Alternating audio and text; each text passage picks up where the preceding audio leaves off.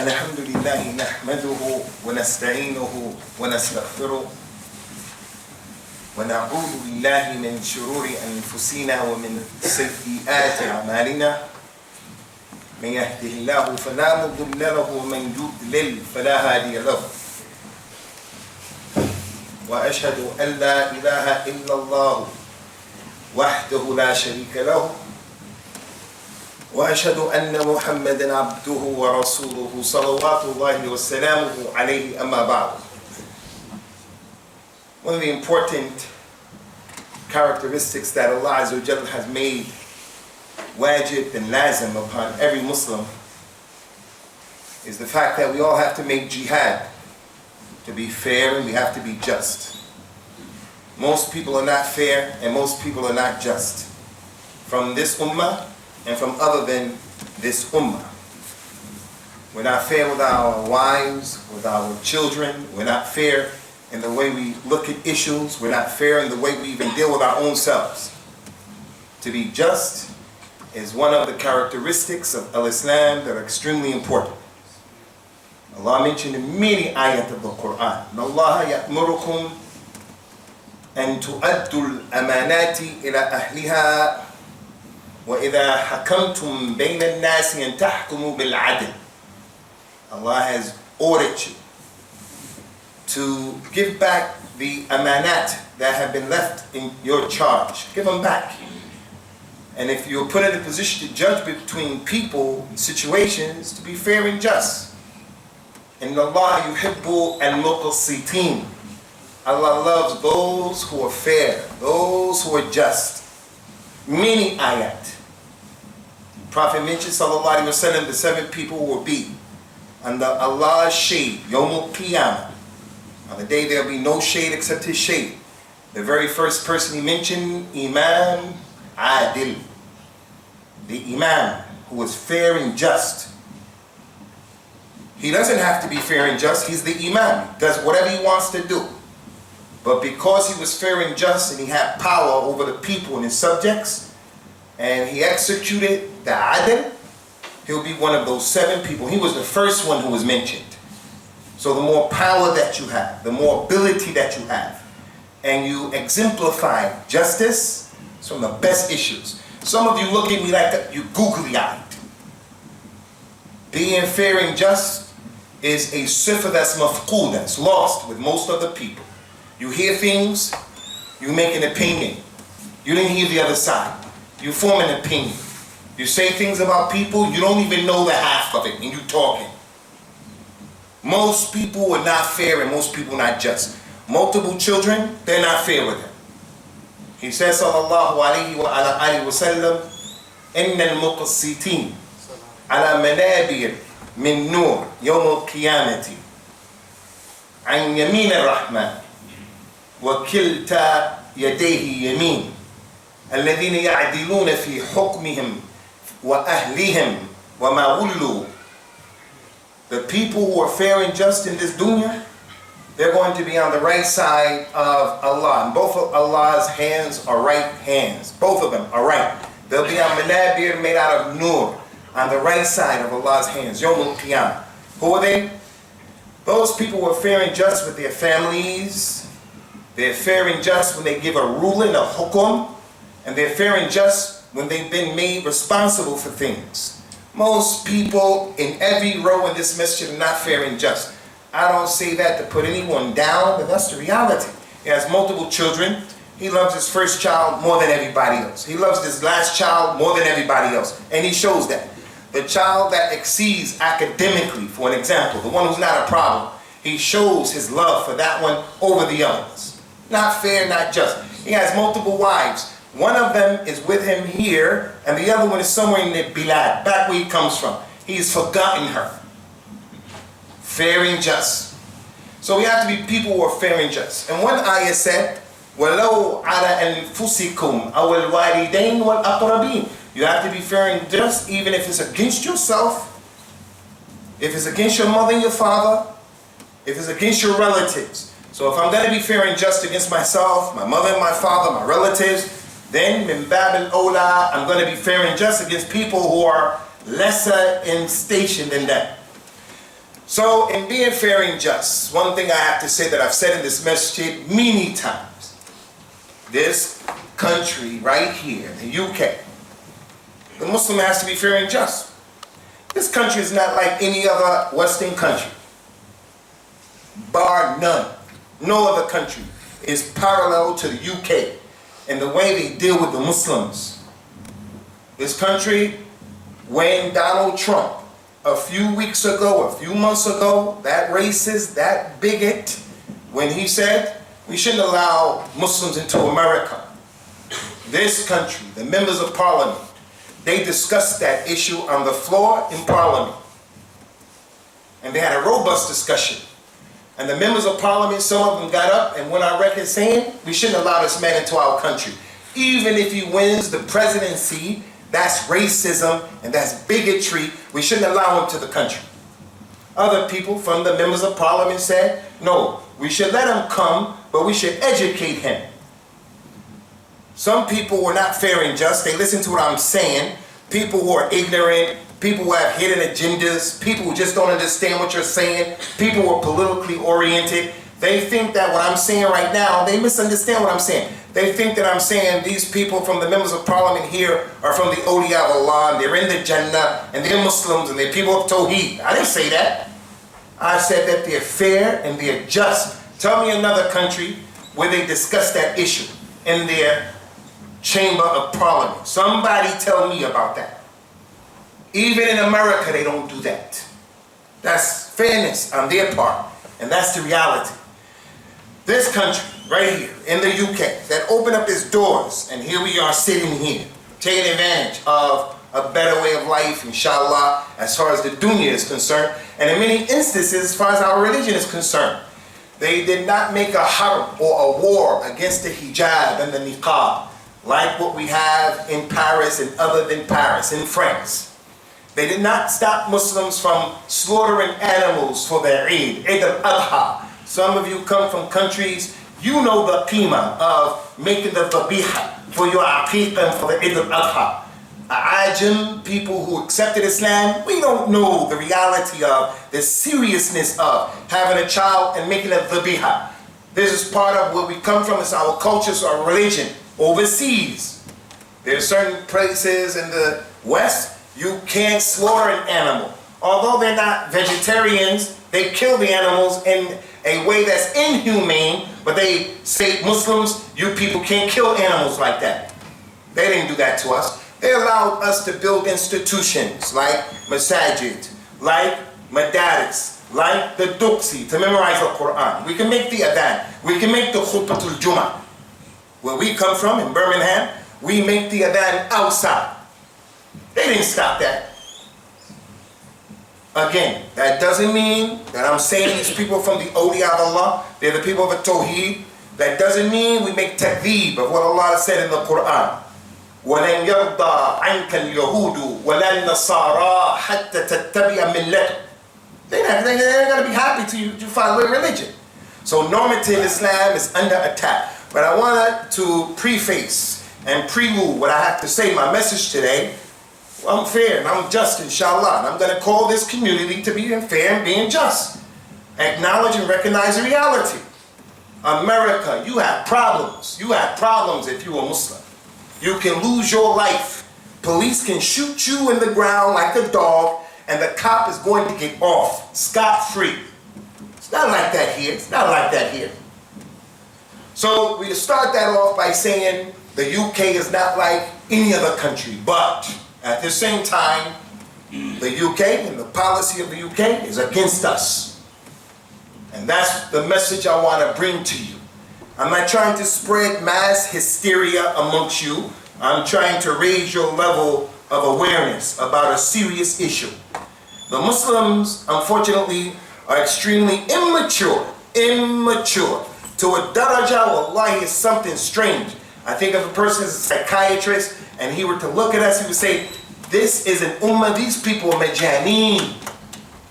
Here they are, having ikhtilaf between themselves about trivial issues. Here they are, they don't realize they have every reason to come together. They have every reason to be united. They have every reason to put their resources together to move their community forward, but instead they choose to be disunited amongst themselves, hating each other in the same masjid. I'm not talking about the other masajid. There are policies that are being passed on a daily basis, going under the radar, and the Muslims are still on some other issue playing softball, and these people are playing hardball, trying to eradicate Islam. So I came here to elevate your awareness about an issue. It's not about hysteria. It's not about getting from you a knee-jerk reaction. It's about you being aware, especially those of you who have children. And if you don't have a child, the issue is coming your way. If we don't do something about it, the issue is coming your way still. But if you have a child, you have to be sensitive to what's going on. You have to be aware of what's going on. And this is part of the responsibility of the masajid, the imams, and the idarat, the administrations of our masjids. There is something in this country that is called prevent. Prevent. Prevent is a 4-point program. 4. 1, 2, 3, 4. A 4-pronged program in which the government has passed a number of laws to stop extremism and radicalism in this country. But when they say extremism and stopping radicalism, that's synonymous with extremism with the Muslims, radicalism with the Muslims, although they are Christians who are far right, the EDL, the BNP, people who are extreme, Jews who are extreme, Christians who are extreme. But this targets the Muslims only. The general thing is extremism, generally. But the way it's being applied is only against the Muslims. Some Muslims never even heard what is prevent. A 4-point program in which the government is trying to stop radicalization and extremism. And they want me as the imam, and other imams, rightly so, to get up in front of the minbar, in front of the community and say, hey, we have to be people who are balanced and not extreme. I don't need the government to tell me that. I don't need a non-Muslim to tell me that. That's my religion. That's my religion. I'm going to tell you, we have extreme Muslims from amongst us in this country. I'm not talking about ISIS, I'm not talking about Boko Haram, I'm not talking about Shabab, I'm not talking about Qaeda, I'm not talking about Taliban. I'm talking about here in the UK. Your child, your cousin, your neighbor, we have young people who are extreme here. So when Allah's Prophet told us, sallallahu alaihi wasallam, stop your brother, whether he is oppressed or he is the oppressor. They say, Ya Rasulullah, we know how to stop him if he is oppressed. We got to help him, help your brother. But what if he is, we know if he's the oppressor, we got to stop him. But what if he's oppressed? He says, stop him from being the oppressor. So the Quran and the Sunnah told us, we got to advise each other. Don't go overboard out here. Hey, you. Your son, watch what he's doing. Be aware of what's going on in your community. Know what's happening with our youngsters, what they're visiting, the sites on the internet. That's what Allah and His Messenger told us. I don't need anybody to tell me that. One thing the government doesn't want, they don't want the imams to get on the minbar and say the other side of the equation. And that is, the government is partly responsible for creating extremism amongst our Shabab. It's not just our Shabab who are young, youthful exuberance, no knowledge, they respond to issues, and as a result of ignorance, they do things that are crazy. Some of them are sincere, So when they look at how the illegal, unjust war that was perpetrated against the Iraqi people, that was a war that was unjust. It wasn't fair. According to the United Nations, it was illegal. And nothing happened to the people who made it happen. In America, in this place right here. Now this is not a political khutbah. This is a khutbah raising your awareness. But I have to put this question out there. Fairness and justice.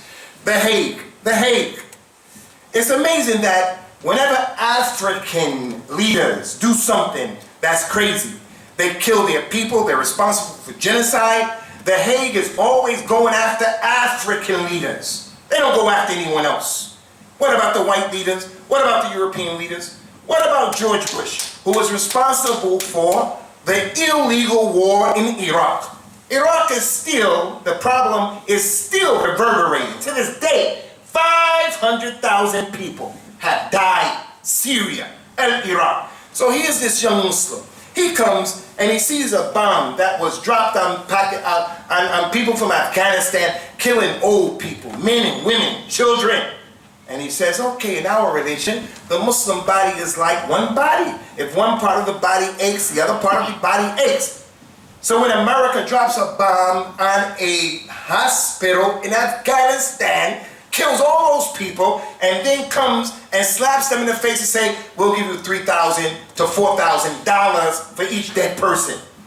That young person from our community becomes extreme because the government, they don't want to take responsibility. To even say this was wrong, all they want the imam to do is come before you and to say, hey, don't be extreme, don't be extreme.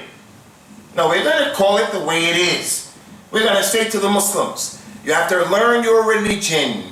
And in learning your religion, the way that some of the people exist is not acceptable. Al-wala wal-bara and al-jihad. It has fahm and it has fiqh. It has ahkam. It's not your emotions. It's not for you to allow your emotions to tatahakkumu fik. It's not permissible. And also, when we see people doing crazy things, you can't respond in a crazy way. Two wrongs don't make it right.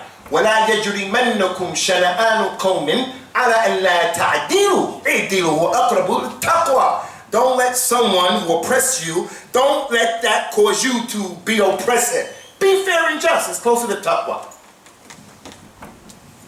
So prevent. One of the things about prevent that I want to bring to your attention, and this is the issue, is that the government has made it so that those people who work in the public sector, like teachers, psychiatrists, doctors, people who the public has to go and see, they work in the public sector. The government in prevent are taking these people, policemen and people like this, teachers, lawyers, and they're giving them training, 1 hour and a half. The teacher has to go and he gets training. Training to be able to identify extremism. Extremism with who? The Muslim student, the Muslim patient, the Muslim who has mental issues and challenges. And if that non-Muslim, for an example, sees what he perceives as being strands and examples of extremism, they call the authorities and they come and they kick your door down. Wake up and smell the coffee. I'll give you some examples. If you think that I'm here joking with you and playing some games, there are 500 children from the age 5 to 10 only. I'm not talking about the ones who are 11 and above. 500 cases of children from the ages of 5 to 10, 500, who their families have been approached. Some of them, their doors kicked down after these so-called professionals raised the alarm. And I'll give you some of the examples of what actually happened to show you why you as a parent, as a father, an absent father, left everything for his wife to deal with these kids. His kid is on the computer, his kid is on PlayStation, his kid is going and coming. He knows nothing about what's going on in the life of his kid. It's all on the woman. Now you can't be an absent father because the price to pay is serious right now because innocence will cause problems. And there are many examples, 500. I'll only give you 3 or 4. One example, it happened the other day, it's in the news, it just happened. The kid was told in the school, everybody describe what's going on in your households. What's going on with your families? What do your families do? A kid wrote a story about his father helping his mother in the kitchen, cooking for the family, and he was chopping up cucumbers. Cucumbers. You know, the pickles, cucumbers. But the little kid, 4, about to go to 5, he said my father was chopping up and cutting up cocoa bombs. A cocoa bomb. And he messed up in how he wrote the word, pronounced the word. It raised the flag with that person who took an hour and a half of expertise training. They called the police. The police went to the house, kicked the door open. You people making cocoa bombs? And in the house, like your homes and my home, everybody has secrets. Good secrets and bad secrets. May Allah forgive us for the bad secrets. From the good secrets is, my wife, my daughters, they attended a nikah. They attended a walima. And when they went over to where the women sit, they took their hijabs off and their jilbabs, and they had their nice clothes on. And there's a DVD that was made filming the women. I tell my wives, don't go to any walima where the people don't have deen. They're going to take that DVD and show the men of their families. Because that's a secret that's in my house, that DVD of your wives, your daughters. I can't sit there and watch that and they don't have their hijabs on. That's my right to privacy, me. But the government, the police come in, they confiscate computers, they confiscate cell phones, they confiscate everything to try to find out about this cocoa bomb. The teacher had to use some type and some level of discretion to say, it's a 4-year-old kid. A 4-year-old kid. Another example. In the classroom, 5-year-old kid. You're a 5-year-old kid. Describe to me the house that you people live in. Describe. The kid wrote, I live in a terrace house. He wanted to write terrace house. Terrace house. He said, I live in a terrorist house. A mistake. I used to be in school. 6 years old, 7 years old, I had a teacher, I was fond of her. I raised my hand, I say, Ma, like Ummi, because I liked her. During that time right now, are they going to now take me to jail, go and tell my parents, you're neglecting him, he's calling another person Ma? Is this a mistake? I like the lady, she was taking care of us, Ma. The teacher has to use their discretion. The kid wrote, I live in a terrorist house. He wanted to say, I live in a terrace house. I live in a terrace house. They came, kicked this door open because the kid made a simple mistake. There's a thing here that is called World Book Day. It's in the UK. Our children participate in it. Muslim school, non-Muslim school. It's a day in which they pay homage to literature. So the child is encouraged to do what? He's encouraged to come to school on that day dressed in a costume like some character from a book that he read. There's a Muslim family.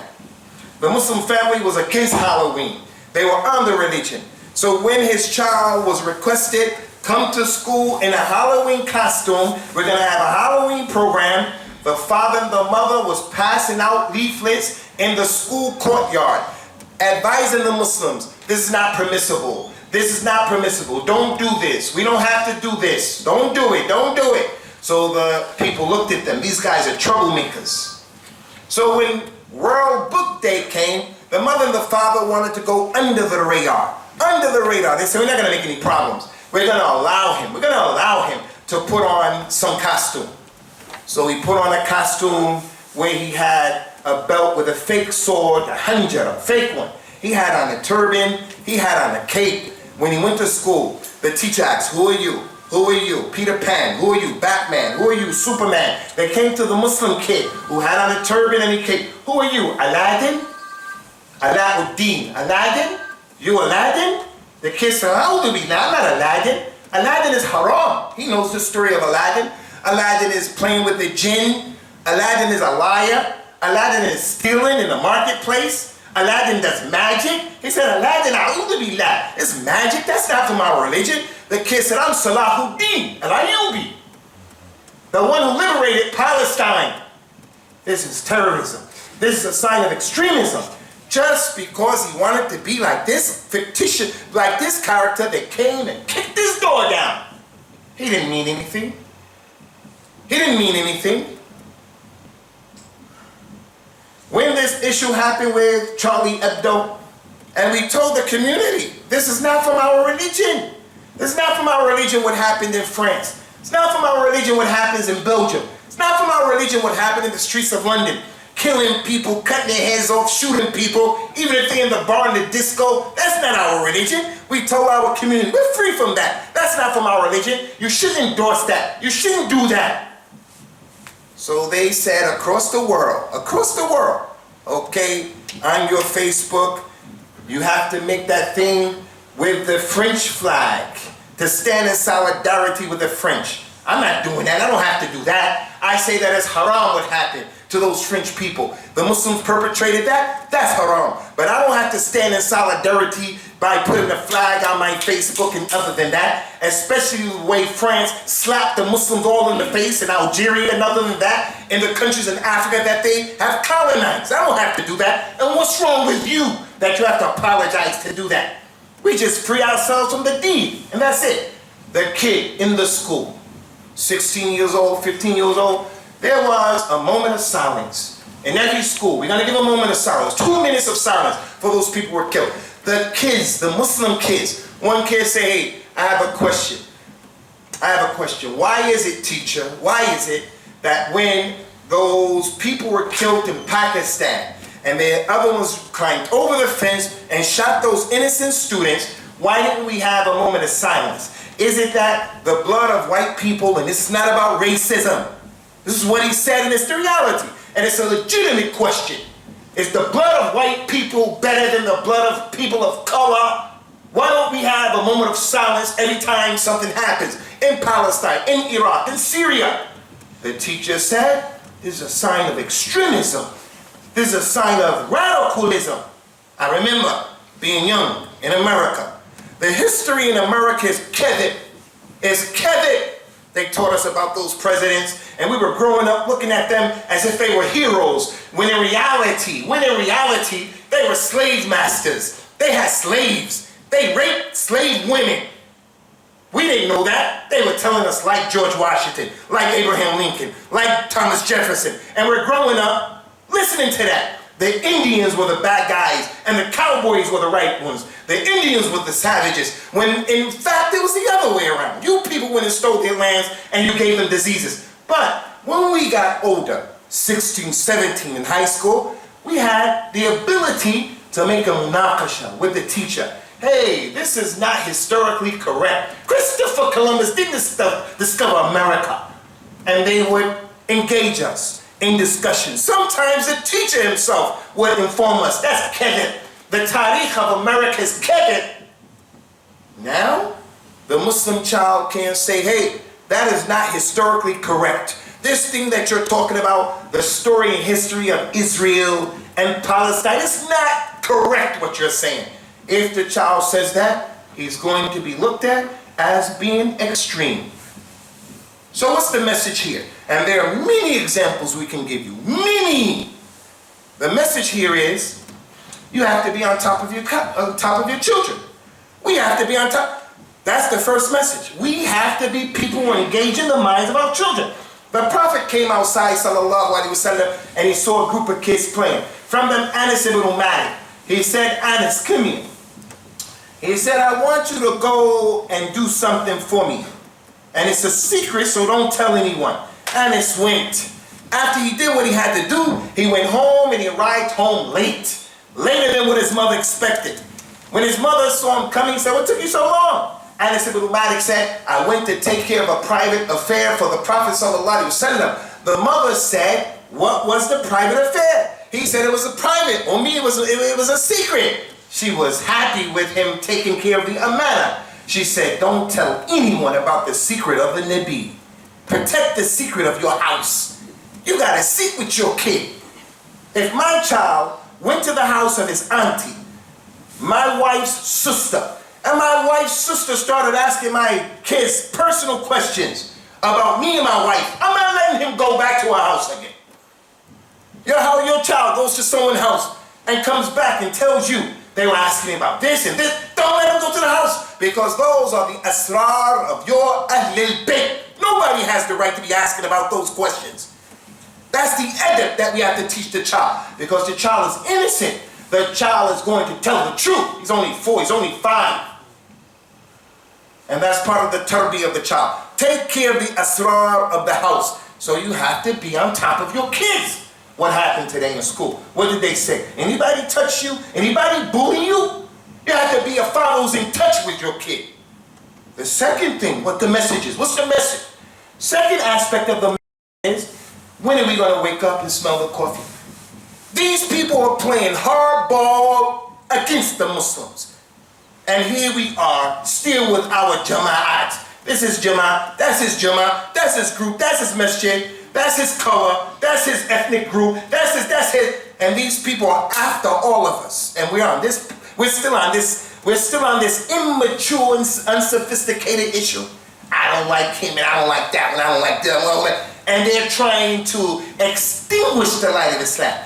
This khutbah is not to spread mass hysteria. This khutbah is to raise the awareness of you people who are here. These people are trying to take out normative Islam. Your child gets to the point where the normal Islam is something he doesn't want. He wants the Islam of being liberal, rejecting what he wants to reject from the religion, accepting what he wants to accept from the religion, and anybody who doesn't like it, you can go wherever you want to go with that issue. This is the day that we're living in right now. And we brought these kids here, and we find ourselves here. So the challenge is, when are we going to take care of these responsibilities? أقول قولي هذا وأستغفر الله لي ولكم ونسأل الله تعالى التوفيق والسداد.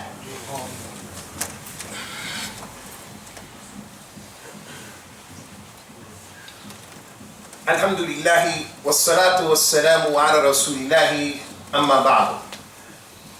Khwani, for everybody who is sitting here, everybody has his opinion. Everybody has his opinion about whatever. But the beauty about this religion is, there's only one opinion that governs us. And that is the opinion that Allah revealed in the Quran and the Sunnah. And the way that the companions understood those texts and those sources. So when Imam Ahmed, when he was asked a question about an issue that the companions gave a fatwa in, he said, what is your opinion? He said, it's not permissible for me to give an opinion about something that the companions have decided and agreed upon. I can't bring another opinion. I can't bring another opinion. I was on this show last night, filming with some sisters, called What Do the Muslim Women Want? And this is not your wives, but these are the Muslim women who are upset, who are feminists. And they come. I'm asked the question, how did Al-Islam empower the woman? I gave some examples, Quran and Sunnah. They have the ability to inherit. They have the ability to keep their own names. They don't marry their husbands and take his name. She remains Fatima bintu Abdullahi. Doesn't take his name, where she loses her name in this system. She has the ability to marry who she wants. And I told them a hadith that's authentic.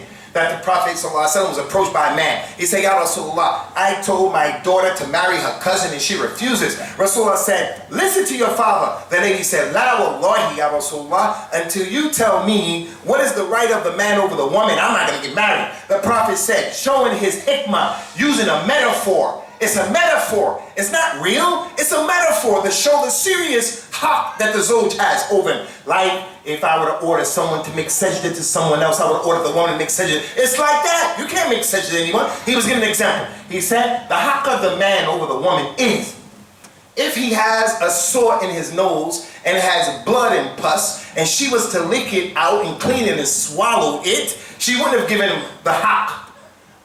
The woman, when she heard that, said, Wallahi, by the one who sent you with the truth, I will not get married. The Prophet wasn't telling her to do that. He was giving an example of the ta'zeem of the haqq of the Zawj. As soon as I said that hadith on TV, these women started saying, oh, what is that? What is that? That hadith is da'if. That's not a hadith. The Prophet, hey lady, the hadith that's authentic has 5 conditions. Do you know one? She doesn't know one. She wants to empower herself with something outside of Islam.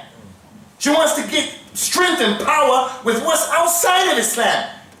You are on a way of destruction. Just reject the hadith because it goes against you. Now, if you remain calm and you said, but some husbands use this hadith, some imams use this hadith, some men use this hadith to oppress women. I say, you're right. But don't tell me, the Prophet, this is not an authentic hadith. What you want, you take. What you don't want, you don't take. The ayat said, وَمَا كَانَ لِمُؤْمِنٍ وَلَا مُؤْمِنَةٍ إِذَا قَضَى اللَّهُ وَرَسُولُهُ أَمْرًا أَنْ يَكُونَ لَهُمُ الْخِيَرَةُ مِنْ أَمْرِهِمْ. It's not befitting for a believing man or a believing woman, if Allah is messenger decide a thing, to have any say-so. But that's the new Islam. That's the new Islam. And until we stand up and face these challenges, things are going to get increasingly worse.